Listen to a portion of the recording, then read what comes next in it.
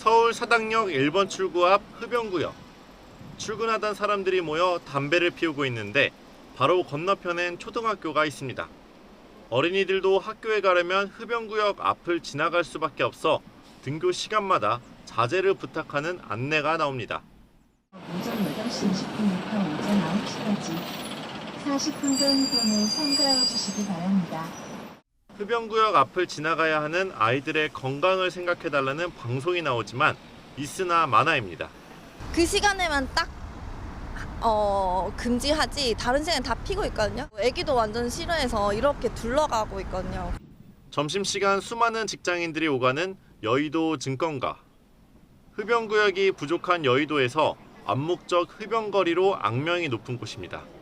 사무실에는 아무래도 그 공간이 좀 한정되어 있다 보니까 또 비흡연자분들도 중요하지만 이제 흡연자분들도 생각을 해보면 좀 이들의 편의성도 제공을 위해서 좀 길거리에 중간중간에 제공해주면 서로가 편하지 않을까. 명목상 설치한 흡연구역이 정작 흡연자들의 외면을 받는 경우도 흔합니다. 이곳은 흡연 부스가 설치돼 있지만 공간이 매우 협소합니다. 그렇다 보니 주변에는 금연구역이 표시돼 있는데도 불구하고 대부분의 사람들이 밖에서 담배를 피웁니다. 특히 코로나19 마스크 해제 이후 흡연구역을 둘러싼 갈등이 더욱 커지고 있습니다. 무엇보다 흡연구역에 대한 제대로 된 법이나 규정이 없기 때문입니다. 국민건강증진법상 금연구역은 설치 간격과 장소 등 구체적 규정이 나와 있습니다. 반면 흡연구역은 설치 의무가 아니라 지자체나 건물 소유자의 자율성에 기대고 있습니다. 이러다 보니 초등학교 바로 앞에 흡연구역이 생기거나 정말 필요한 곳엔 흡연 부스가 없는 상황이 발생한 겁니다. 흡연자도 비흡연자도 불만이 쌓이지만 지자체 입장에선 규정도 없는데 흡연구역을 제대로 조성하는 것도 부담스럽다는 입장입니다. 흡연구역이나 현재 흡연부스 같은 경우는 좀 확대하기는 조금 약간 어려운 면이 있다. 님비 현상이 좀 심하거든요. 설치를 해달라는 민원도 있고 철거를 해달라는 민원도 있고.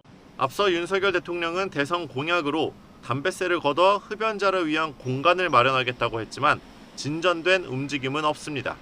어린이들이 많이 있는 곳이라든지 가족들의 통행이 많은 이제 이런 쪽에는 흡연구역을 조금 제한을 하더라도 그것이 아니라면은 좀 뭐 직장 근처라든지 이런 데서 좀 그 지역별로 좀 흡연구역을 선택과 집중을 해서 늘리는 방안.